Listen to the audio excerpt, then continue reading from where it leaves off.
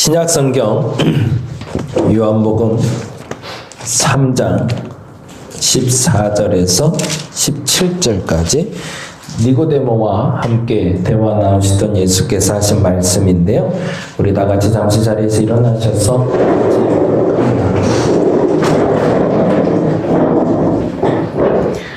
성경 말씀 요한복음 3장 14절에서 17절입니다. 같이 한 목소리를 읽겠습니다.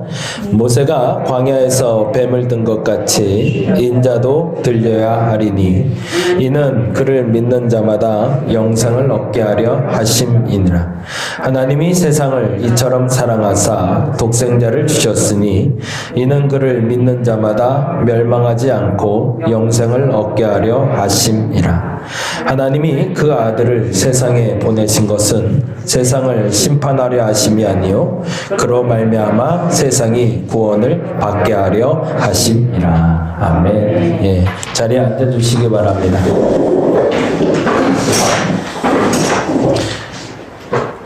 오늘은 고난주간 종료주일입니다. 고난주간을 시작하는 종료주일인데요. 과거에는 이 종료주일을 조금 의미 있게 많이 보냈던 것 같은데 최근에는 이 종료주일과 고난주간도 많이 희석되어 버렸고요. 온라인 예배가 더 활성화되다 보니까 이런 교회에 대한 모임들이 많이 더 약해지는 게 사실인 것 같습니다.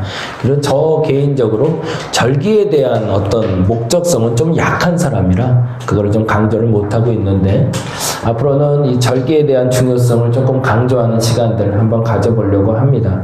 왜냐하면 교회력이라는 게 있어요. 그건 한번 기억을 해놓으세요. 교회력은 1년 365일을 예수님의 생애 주기로 날짜를 정해놓은 걸 얘기합니다. 그래서 사실은 천주교나 동방정교회 같은 데는 이 교회력에 따라서 매주 매일의 일정들을 정해놓고 그 흐름에 따라서 생활을 하게 해야 돼요.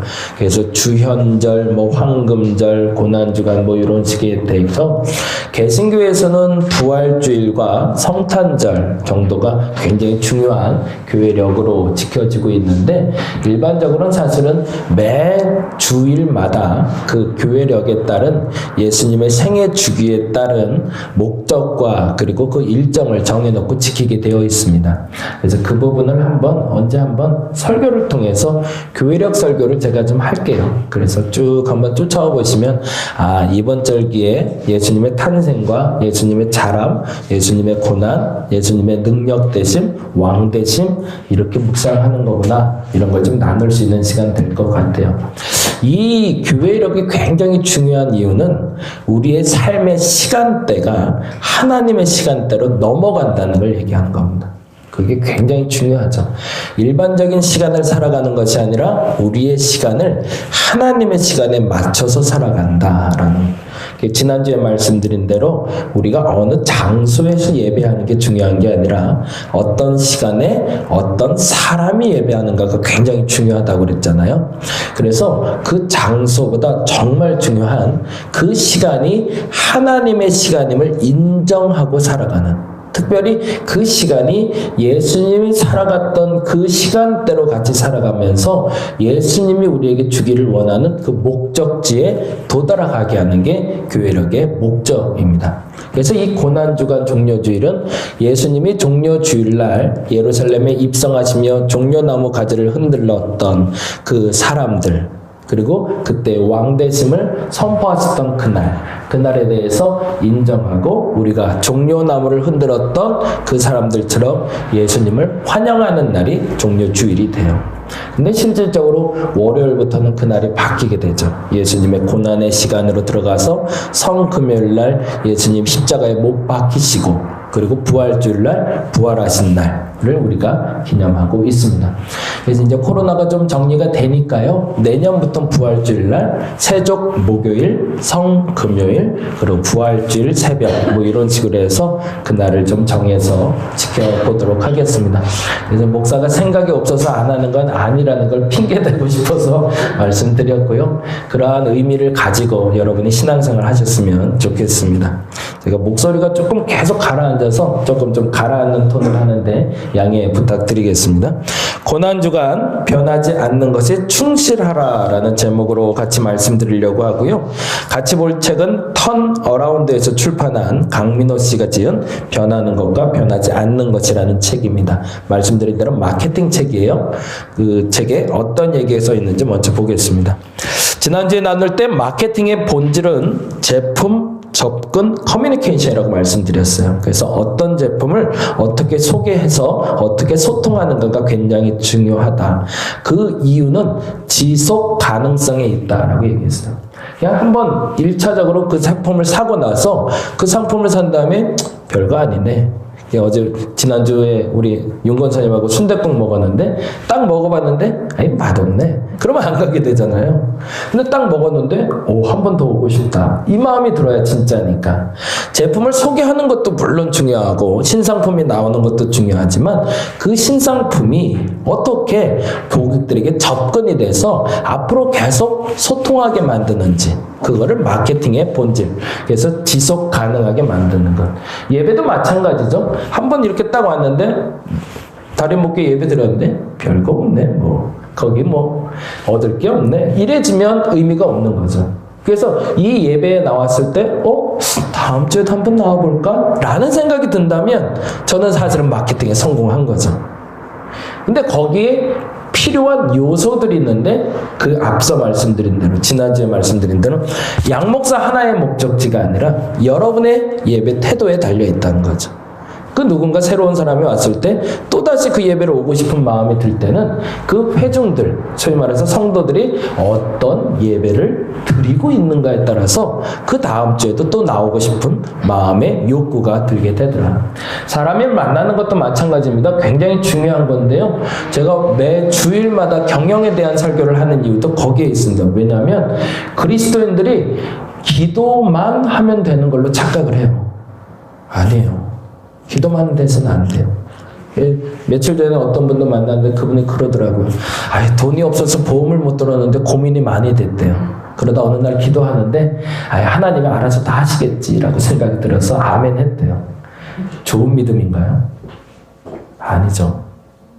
돈이 없어서 내가 보험을 못 들어요. 그러면 하나님이 그 돈 없는 나를 긍휼히 여겨서 건강을 지켜주실까요?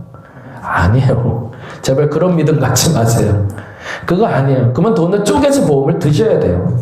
그게 맞는 믿음이에요. 보험회사 다니는 분이 있어서 하는 얘기가 아니라 진짜 그러셔야 돼요. 정말 그러셔야 돼요. 왜요? 그게 믿음이에요. 하나님은 그냥 기도만 해서 응답하시는 분이 아니세요. 기도하고 움직일 때 응답하시는 분이십니다. 그게 바로 믿음인 거죠. 네. 그래서 이 마케팅의 본질에 대해서 이야기하는 이유는 그냥 아멘하고 쫓아오는 그리스도인들을 만들려는 게 아니라 아멘 했으면 내가 무엇을 해야 되는지를 아는 그리스도인들을 함께 만들어가기 위함입니다. 그래서 세상의 경영 마인드보다도 못한 머리를 가지고 교회를 그리고 세상의 직장 생활을 하지 말자라는 얘기예요. 우리가 말하는 대로 늘 비둘기처럼 순결하고 뱀처럼 지혜로우라는 말이 있잖아요. 그 말처럼 순결을 훼손하라는 얘기가 아니라 순결은 지키되 그 지혜로움은 세상보다 더 뛰어나야 됩니다. 기독교인들이 돈을 멸시하는 안타까운 어리석은 판단력이 있는데 돈은 멸시의 대상은 아닙니다. 복의 도구가 되죠. 그래서 돈을 잘 벌어야 돼요. 근데 돈을 안 벌고 돈을 멸시하고 하나님이 나를 채울 거라 그런 착각도 역시 버려야 됩니다. 근데 중요한 건 돈을 멸시할 대상이 아니라 사용할 도구라는 게 중요하죠. 온전한 목적지가 아니라. 그 부분에 대해서는 여러분 명확하게 신앙생활을 해가시면 좋겠습니다. 그래서 이제 마케팅 얘기를 하고 있는 강민호라는 사람의 이야기를 좀 들어보려고 합니다. 이제 읽어드릴게요. 같이 한번 쭉 읽어보죠.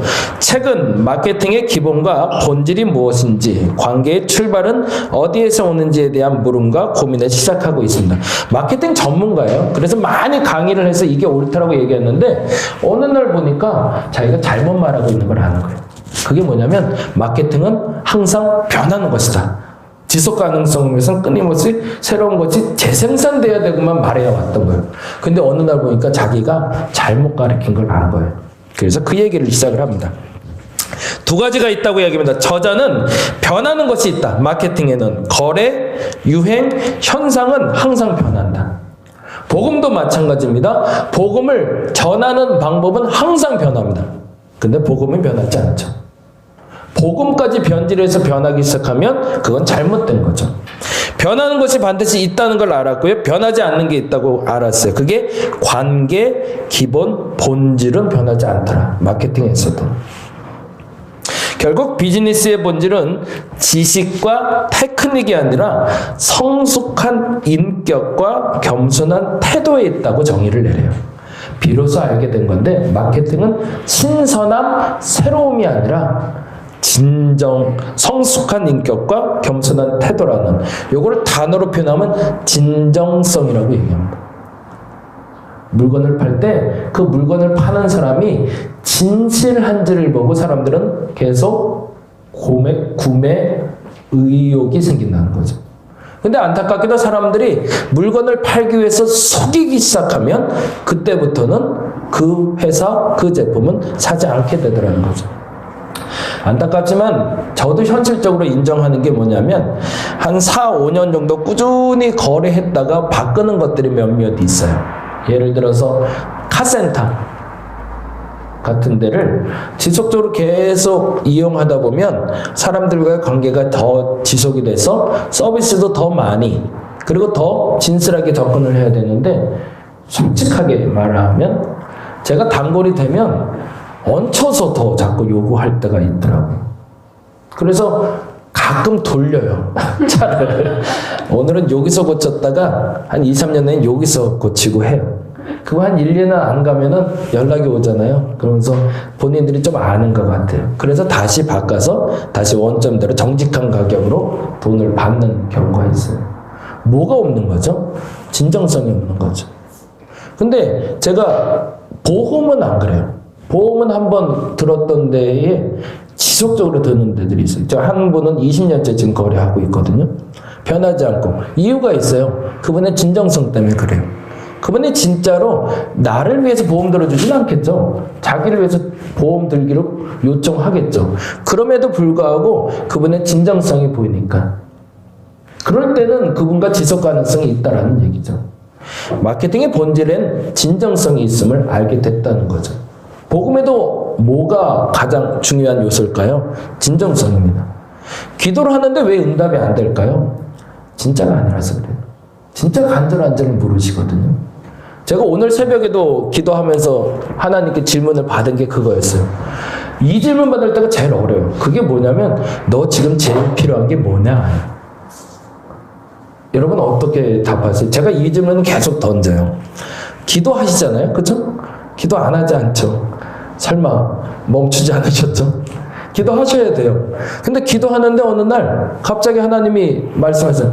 너 지금 제일 필요한 게 뭐냐고. 있으세요? 그게 툭 나오면 끊임없이 기도해 오신 거예요. 그냥 방만한 기도 말고 지금 정말 내가 필요한 게 뭔지를 알고 기도할 때 그게 진정성인 거죠. 근데 오늘은 이게 제일 필요하다고 얘기했어요. 근데 다음날 하나님이 또 와서 얘기하는데 사실은 생각해보니까 어제 말했던 그거보다 이게 더 중요한데 그러면 이미 진정성이 떨어진 거죠. 기도를 지속해서 해야 되는 이유는 거기에 있습니다. 끊임없이 정말 내가 필요로 하는 게 뭔지, 내가 기도해서 응답받고 싶은 게 뭔지가 명료하고 명확해야 돼요. 근데 어느 날 뭉텅거려서 기도하다 보니까 정말 내가 뭘 기도하고 있는지를 잘 모르겠는 거예요. 대학 가고 싶어요. 맞아요. 대학 가고 싶어요. 근데 어디? 아무 데나요. 그럼 하나님 응답하실까요? 아무 데나 가라 그러시겠죠. 네가 알아서 가라 그러시겠죠. 거기에는 정답이 없어요. 명료하게 명확하게 기도하는 습관들. 왜? 그게 진정성이니까. 만약 여러분의 상품과 서비스가 뭔가 계속 잘 안 되고요. 만약 대부분의 그 상품이 지속적으로 팔리질 않거나 아니면 여러분이 영업을 하는데 그 고객들이 자꾸 떠나간다면 조금 더 구체적으로는 여러분의 친구들이 여러분을 자꾸 떨어져 나가기 시작한다면 그 이유는 아주 단순하다고 이 책은 얘기합니다. 자꾸 친구가 많아지시나요? 아니면 친구가 자꾸 떨어져 나가시나요? 그 이유는 단 하나랍니다. 그만큼 가치가 없기 때문에. 이건 무서운 얘기예요. 이거를 마케팅 요소에서는 두 가지를 얘기하는데 비용 그리고 이득을 얘기해요. 비용이 있고 이득이 있는데 돈을 들여서 이득을 얻잖아요. 그러면 가치가 없는 건 뭘까요? 가치가 없다고 얘기할 땐 돈을 많이 썼는데 내게 이득이 적을 때는 가치가 없는 거죠. 근데 돈을 적게 썼는데 내가 얻는 게 많으면 그거는 가치가 있는 거죠. 돈을 쓸 때는 이런 공식이 있어요. 그렇다면 누군가가 나를 자꾸 떠나가기 시작할 때는 분명한 기준이 있는 거예요. 그 사람이 죄송하지만 세상은 그렇습니다. 솔직히 인정해야 돼요. 내게 득이 되지 않는 사람은 안 만나요. 뭐하러 만나요? 내게 득이 되어 만나는 거지. 나는 사랑해서 만나요. 거짓말이에요. 내가 득이 돼서 만나는 거예요. 친구들이 나를 만나줄 때요. 그 친구들은 온전히 나만을 위해서 나를 걱정해주고 나를 위해서 살아줄 것 같으신가요? 안 그래요. 현실적으로는 안 그래요. 그 사람이 내게 이득이 되는 게 있어서 나를 만나주고 있어요. 어느 날 전화했는데 속으로 이 인간 또 전화했어 라는 사람하고 지속적으로 만나게 될까요? 아니요. 전화했는데 반가운 사람하고 지속적으로 만나게 되는 거죠. 근데 보다 정확히 말하자고요. 왜 반가울까요? 그 사람이 내게 득이 되기 때문에 그렇습니다. 내 마음에 위로가 됐거나 뭔가 내게 도와줄 수 있는 사람이 되거나 아니면 내가 그를 위해서 도와줌으로 말미암아 내게 기쁨을 가져올 수 있는 사람이기 때문에 그 사람과 관계가 지속되는 거죠. 만약에 그렇지 않을 때는 그 관계는 지속될 수 없습니다. 그거를 관계 속의 가치라고 얘기합니다. 한번 잘 생각해 보세요. 그런데 이상한 거를 이제 앞으로 또 말씀드리려고 그래요. 포기해야 할 것을 결정하는 일, 이것이 의사결정과 마케팅의 본질이며 복음의 본질이라고 그래서 말합니다. 그래서 가치 없는 것은 잘라낼 수 있는 용기를 갖는 것이 진짜라고 말하는 거예요. 사람 관계도 마찬가지예요. 많은 사람을 만나는 게 좋죠. 근데 많은 사람을 만나기보단 가치 있는 관계가 지속되는 게 건강한 관계라는 겁니다. 비폭력 대화 얘기할 때 비폭력 대화에서의 결론은 그렇게 얘기해요. 그날 와서 강의도 들으시겠지만 비폭력의 대화를 해야 될 이유는 관계를 지속하기 위해서가 아니라고 얘기합니다. 그럼 비폭력 대화를 해야 될 이유가 뭘까요? 우리가 폭력적인 말을 쓰지 말아야 될 이유는 내가 얻고 싶은 것을 얻기 위해서입니다. 그게 세상의 가치예요. 내가 대화를 잘못하면 저 사람이 내게 줄 것을 안 가져올 거거든요. 근데 내가 잘하면 내가 얻고 싶은 걸 얻을 수 있기 때문에 대화를 잘 해야 된다고 얘기해요. 이거를 폄하해서 판단하지 않으셨으면 좋겠어요. 왜냐하면 나는 나의 이득을 위해서 살아가는 사람이기 때문에 그렇습니다. 이득이 안 되는 일을 위해서 희생하실래요? 아니요. 그건 사실은 본질이 아닙니다. 이득이 되는 일을 위해서 최선을 다해 사는 거죠. 이제 본문으로 가볼게요. 여기까지는 이제 책 이야기라면 같이 읽어보겠습니다. 14절 같이 읽어보겠습니다. 모세가 광야에서 뱀을 든 것 같이 인자도 들려야 하리니. 무슨 얘기죠? 모세가 광야에서 뱀을 든 건 뭐죠? 십자가에 달렸었던 예수님에 대한 상징물이죠. 다른 말로 하면 인자도 들려야 한다는 건 이제 나는 십자가에 달려 죽을 것이다라는 걸 얘기하는 거죠. 그리고 이렇게 얘기합니다. 15절 읽어봅니다. 이는 그를 믿는 자마다 영생을 얻게 하라. 내가 십자가에 달리는 이유가 있는데 그 십자가에 달리는 이유는 내가 죽어서 생명을 얻기 위함이라고 얘기합니다. 되게 재밌는 단어예요. 살리기 위해서 죽는다는 거예요. 이게 말이 되나요? 이유를 알 수 없어요. 내가 죽어야 산대요. 그게 설명이 좀 되시나요? 이게 이제 제가 창세기 설교하면서 이상 얘기를 했던 아브라함 사건인데요. 어느 날 갑자기 여러분도 상상을 해보세요. 이거 쉬운 일이 아니라 어느 날 우리 장월방 선교사님한테 해리미를 잡으래요. 그것도 그냥 잡는 게 아니라 목을 따래요. 네, 어느 날 갑자기 와서 그럼 어떻게 하실래요? 우리 선교사님은 불안해요. 그럴 것 같아. 저분 아멘 할 것 같아. 그런 엄마랑 오래 있지 마요. 그러고도 남을 만한 믿음이시기 때문에 내가 불안하긴 하지만 우리가 정말 사랑하는 그 아이를 갑자기 어느 날 잡으래요. 그것도 심지어 그걸 해서 내게 바치래요. 그 이유를 알 수 있을까요? 몰라요. 그걸 어떻게 알아요?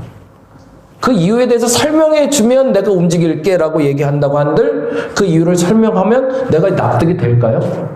그러면 납득이 되면 아들을 잡으실래요?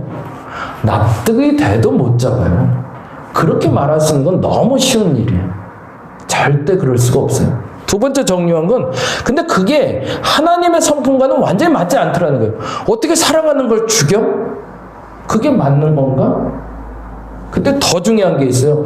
그래 버리면 이삭이 죽어버리면 하나님이 내게 하신 약속이 파기되는 거거든요. 근데 그 일을 하나님이 나더러 하라 하셨다는 거죠. 예수님을 십자가에 달려 돌아가신 일을 이해가 되시나요? 더 중요한 건 그 십자가에 달려 돌아가신 일이 내게 생명이 됐다는 게 이해가 되시나요? 이걸 어떻게 이해하고 믿어요? 이해하고 믿을 수가 없어요. 하나님의 성품에는 그럴 것 같으신가요? 그런 하나님이면 저는 못 믿겠어요. 나더라도 갑자기 어느 날 아들 잡으라면 내가 하람의 하원을 잡을 수 있을까요? 못 잡아요. 그건 약속이 아니라고 여겨지기 때문이죠. 근데 그 일을 위해서 하나님이 알려주고 싶은 기본적인 본질이 있더라는 거죠. 그 사건에 대해서는 네가 이해할 수는 없을 거야. 근데 이 사건을 통해서 내가 너에게 말하고 싶은 게 있어. 그게 뭐라고요? 무엇을 버릴 것인가? 그 무엇이 뭐였죠? 예수님에겐 내게 가장 소중한 것. 그 소중한 것이 너의 것이 아니라 내 것이라고 인정할 수 있을 때 너에게 진짜 너의 것을 주겠다가 이 사건을 통해서 말하고 싶었던 본질이었던 거. 이렇게 설명이 되는 거죠. 그래서 이 말을 한마디로 표현하자면 이거라는 겁니다. 16절 읽어볼게요. 하나님이 세상을 이처럼 사랑하사 독생자를 주셨으니 이는 그를 믿는 자마다 멸망하지 않고 영생을 얻게 하려 하심이라. 그 말을 이유를 알 수도 없었고 성품도 이해가 안 되고 약속이 파기되는 것 같을 때 그것에 대해서 내가 이렇게 단어로 표현해 줄게. 그게 바로 사랑이야 라고. 이 단어를 다시 한번 그래서 정의하려고 합니다. 사랑한다는 건 뭘까요? 항상 참아주고 인내해주고 보듬어주고 용서해주는 걸까요? 그것도 사랑이에요. 근데 진짜 사랑은 뭘까요? 그 사람이 잘못되고 있으면 채찍질 해주는 겁니다. 그리고 때로는 버릴 수 있는 게 사랑입니다. 근데 우리가 제일 못하는 게 뭐냐면 사랑한다 말하면서 가치 없는 것도 품고 가는 걸 사랑이라고 착각해요. 내가 진짜 동민이를 사랑하면 동민이가 살아가며 필요한 것만 남겨주는 게 사랑이에요. 만일에 동민이가 이런 말 하면 안 되지. 이런 몹쓸 얘가 갑자기 생각이 나서 이런 건 쓰면 안 되는데 뭔가가 굉장히 악한 행동을 하고 있어요. 근데 내가 동민을 사랑한다고 그 악한 행동도 내가 감당해주고 감싸주려고 그러면 그건 사랑이 아니에요. 그걸 잘라주는 게 사랑인 거죠. 만일에 가족 중에 암에 걸렸어요. 근데 그 가족 중에 암이 걸렸는데 내가 너를 사랑하니까 넌 암도 품고 살아야 돼 라고 기도해 준다면 그게 맞을까요? 아니요. 수술하고 암 투병하면서 아플 거야. 근데 암은 잘라내야 돼 라고 말해줘야 사랑인 거죠. 그래서 수술 받을 수 있도록 계속 권면해 주는 게 사랑인 거죠. 너는 아파도 되고 그래서 그걸 내가 품을 수 있게 기도해 줄게. 그건 사랑이 아닌 거죠. 진짜 사랑은 그에게 가치 없는 건 잘라내게 만드는 것이 진짜 사랑입니다. 예수님을 통해서 우리에게 알려주는 것은 네가 가장 좋아한다고 여기지만 하나님이 좋아하는 것이 아니고 옳은 것이 아니라면 가차없이 버릴 수 있을 때 그게 진짜 사랑이라고 말해주고 싶은 겁니다. 근데 그게 어려운 거죠. 그래서 이렇게 정리할 수 있어야 돼요. 같이 한번 읽어볼게요. 그럼에도 그분이 옳다는 것을 인정하고 포기해야 할 것을 아는 사람에게 복음이 진짜 복음이 되는 겁니다. 여러분에게 돈이 필요하죠? 근데 그 어느 날 너무 내가 돈이 필요한데 그 돈을 하나님이 다 버리라고 그러세요. 그게 부자 청년의 비유였죠. 근데 그때 부자 청년은 결단하지 못합니다. 왜? 내게 좋은 거니까. 그래서 내게 좋은 것을 포기하지 못하는 이는 진짜 좋은 것을 얻지 못하더라는 거죠. 어느 한순간에 하나님이 복음을 경험하게 하기 위해서, 더 정확히는 진짜 사랑하는 방법을 우리에게 알려주기 위해서, 진짜 사랑하는 방법은 그에게 채찍질을 드는 거고, 그가 잘못된 가치 없는 일을 할 땐 가치 없다고 말해주는 것이 진짜 사랑이라는 걸 우리에게 알려주시는 겁니다. 근데 그 결론을 이렇게 얘기하세요. 17절 읽어볼게요. 하나님이 그 아들을 세상에 보내신 것은, 아까 말한 대로 십자가에 달려 돌아가실 그분을 보내신 이유는 뭐라고 되어 있죠? 세상을 심판하려 하심이 아니요 그로 말미암아 세상이 구원을 받게. 왜 이 단어가 갑자기 나왔을까? 뜬금없이 사랑 얘기하다가. 사랑이면 왜 심판이라는 단어가 왜 나왔을까요? 내가 사랑하는 대상이 아프기 시작하거든요. 자기는 너무 좋대요. 근데 내가 볼 땐 그건 너무 가치 없는 거거든요. 너 그거 잘라내야 살아 라고 얘기하는데, 너 그거 없어야 살아 라고 얘기하는데 그 사람이 안 없애는 거예요. 그래서 그거를 잘라버리는 거예요. 죄송해요. 이런 표현을 가급적이면 예화 때 안 들어야 되는데, 우리 하원이 얘기를 살짝 하자면, 핸드폰을 너무 좋아해요. 근데 어느 순간에 엄마가 이 핸드폰을 버려버렸어요. 길거리에 갖다 버려버렸어요. 고통스럽죠, 하원 입장에서는. 내가 가장 좋은 게 사라졌으니까. 그렇다고 다시 핸드폰을 사줘서 그 핸드폰을 바라보고 있는 아이를 바라보는 게 사랑인가요? 아니요. 애는 아파요. 마음이 막 찢어질 것 같아요. 근데 가치 없는 것에 집중하고 있을 땐 그 가치 없는 것을 과감히 버리게 하는 걸. 근데 당사자 입장에서 어때요? 하원 입장에선 심판받은 거거든요. 왜? 가치 판단받아서 내가 좋은 것을 상실해버렸으니까. 난 심판받았다고 여기는 거예요. 근데 엄마 입장에서 보자면 뭐 한 거예요? 구원해 준 거예요. 그 아이가 살 수 있도록. 그게 사랑인 거죠. 오늘은 이 질문에 여러분이 답했으면 좋겠습니다. 이유도 알 수 없는 그 사랑이에요. 어쩔 때 보면 누군가가 나를 사랑한다고 할 때, 하나님은 나를 사랑한다고 하는데 도저히 내가 상상할 수 없는 어려움을 겪게 하신단 말이에요. 왜 그러시는지를 모르겠어요. 아니 저 사람을 왜, 아니 왜 나를 이렇게 괴롭히세요 하나님? 그건 내가 꼭 필요하다니까요. 그거 가져가시면 안 된다니까요. 그거 없으면 난 못 살아요 하나님 라고 얘기하는데, 하나님 자꾸 그걸 끊으래요. 그걸 잘라내야 된다고 얘기하시는 거예요. 왜? 하나님이 나를 심판하려고요? 아니요, 구원하려고요. 그래서 여러분에게 계속 요청하실 겁니다. 그래서 교회 나와서 말씀을 보면 자꾸 불편한 게 생겨요. 기도하면 할수록 자꾸 행복해야 되는데 자꾸 불편한 게 생겨요. 그땐 아셔야 돼요. 내게 가치 없는 것이 있구나. 그 가치 없는 걸 내가 지금 잘라내야 되는구나.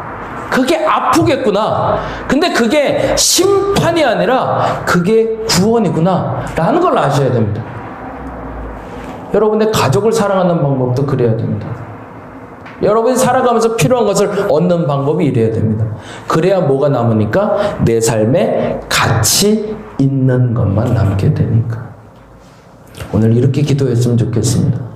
불편한 일이 생겼는데 그 불편한 일이 내게 가치 없는 것을 잘라내는 과정임을 알고, 이번 고난주간엔 여러분이 쓸모없는 거였는데 그냥 내가 좋아서 집중했던 것들을 지워버리시기 바랍니다. 핸드폰 보는 시간도 좀 줄여보는 거고요. 저는 과식을 좀 줄이고, 내가 가장 좋아하는 것들, 그것을 잘라내는 시간. 왜? 그게 내겐 가치 없는 것들이었으니까. 그래서 정말 가치 있는 것이 남아서 심판이 아니라 부활, 구원에 이룰 수 있는 저와 여러분 되시기를 간절히 바랍니다. 기도하겠습니다.